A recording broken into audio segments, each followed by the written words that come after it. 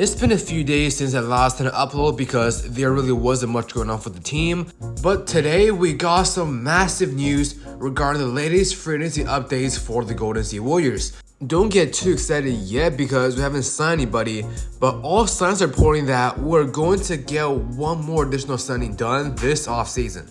According to the latest by NBA insider Shams Charania, quote, the Warriors are holding free agent workouts with veterans Dion Waiters, Tony Snell, Ken Bazemore, Juan Toscano Anderson, Harry Giles, and Trey Burke at facility over the next 2 weeks. Sources tell me Anthony Slater. Golden State has multiple rounds of workouts to identify signing.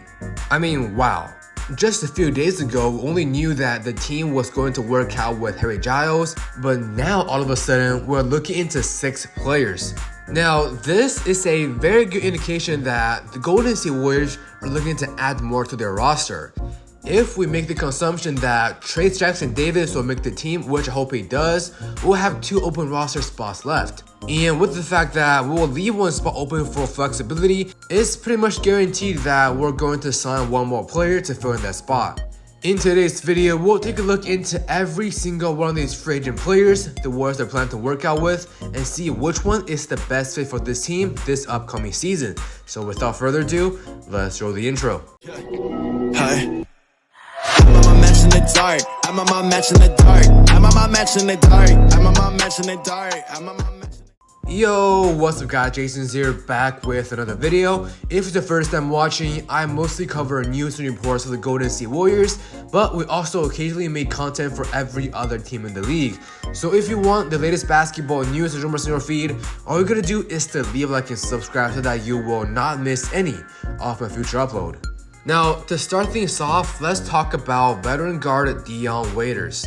Waiters last played for the Lakers back in 2019 and was averaging 12 points, 2 rebounds, and 2.5 assists per game. He was 20 at that time, meaning he's now 31 years old. Now, with all due respect, this is an instant no to me. That's not because I don't like him as a player, but rather the lack of predictability this signing has in this case. Without a doubt, the Golden State Warriors are going for a championship run next season, so really every single roster spot matters. Because it's been 3 years since Dion Waiters last played for the NBA. Even though we can draw some conclusions during the workouts, there's no guarantee how much you're going to bring to the team during the season. Now, to be honest, I would consider signing Dion Waiters a little bit more if we did not trade for Chris Paul. But now, because we have Chris Paul on the team and a loaded backcourt with all kinds of point guards and shooting guards, I just don't think it's a smart idea to bring in 1 more guard to this roster in the first place. Moving on, let's talk about Tony Snell. Now, Tony Snell has been a journeyman in the league for quite a while. He last played for the Pelicans back in 2021 and was averaging 5.9 points and 2.1 rebounds per game while shooting 39.6% from behind the arc. Now, this is drawing me some interest here. On a scale of 1 to 10, my interest in signing Dion Waiters would be a 0, but it will be a solid 6 with Tony Snell. We're talking about a 6'6" player who can play both a shooting guard and small forward position, so right off the bat, it adds some flexibility to our team's roster depth. And the fact that he shot almost 40% from 3 is quite intriguing as well. And that is not just a 1-year wonder. Tony Snell is a career 39.4% 3-point shooter. I'm very curious to see what Tony Snell can do when it comes to defense and running the floor because those are categories he has to work on. Nonetheless, Tony Snell is a player that I'm very interested in bringing in. Next up, we have our old friend, Ken Bazemore. Bazemore last played for the Lakers back in 2021, and that year with limited playing time, he was averaging 3.4 points and about 2 rebounds per game. But the year before that, when he played for the Warriors, he was then averaging 7.2 points, 3.4 rebounds, 1.6 assists, and 1 steal per game, while shooting 40.8% from behind the arc. I mean, if Bazemore can bring that production again, I'm signing him in a heartbeat. Now, Bazemore has 3 years experience playing for the Warriors, so he knows the system and has chemistry with the core guys. Funny enough, Ken Bazemore has some very similar attributes to Tony Snell, who we just talked about. Very consistent 3-point shooter and can play both the shooting guard and the small forward position.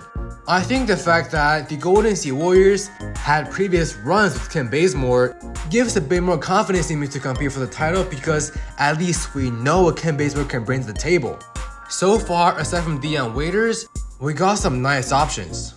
Next guy up is another old friend, Juan Toscano Anderson.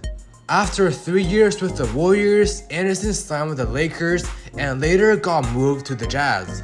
To be objective, Anderson had a very mediocre year last season. He was averaging 3 points and 2 rebounds across the time with the Lakers and the Jazz. He also shot horribly from behind the arc this past season.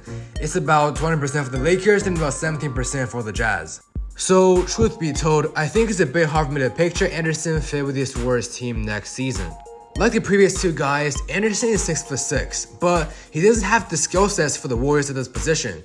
Of course, if you are a big man, then I don't mind too much about it because of what you're gonna do in the paint, but Anderson doesn't have the size and doesn't have the refined skill sets either.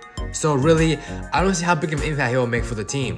I mean, yes, Anderson is a solid defender, but I want players that are multi-dimensional and can create positive impact for the team in multiple areas.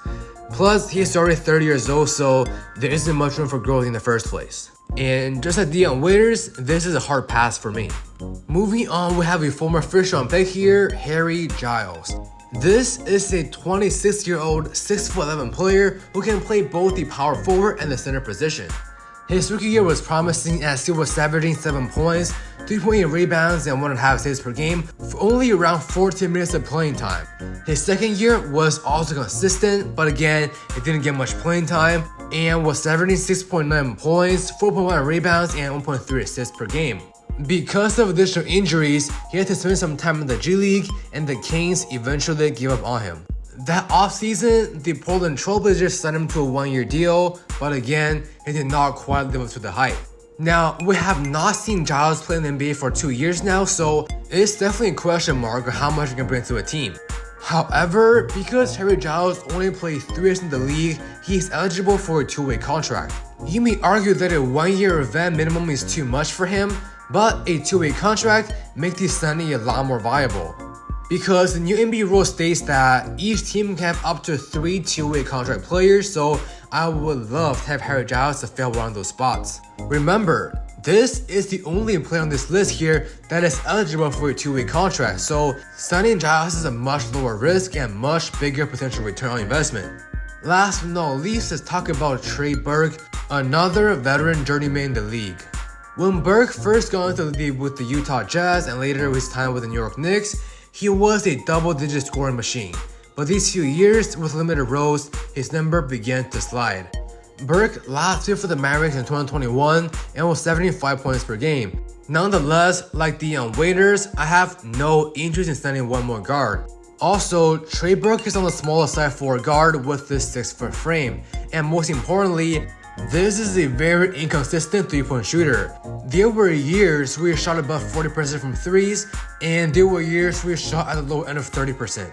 And like we said earlier about Dion Waiters, the Golden State Warriors already have a loaded backcourt room, so there's no point to waste more cap room and roster spot for one more guard.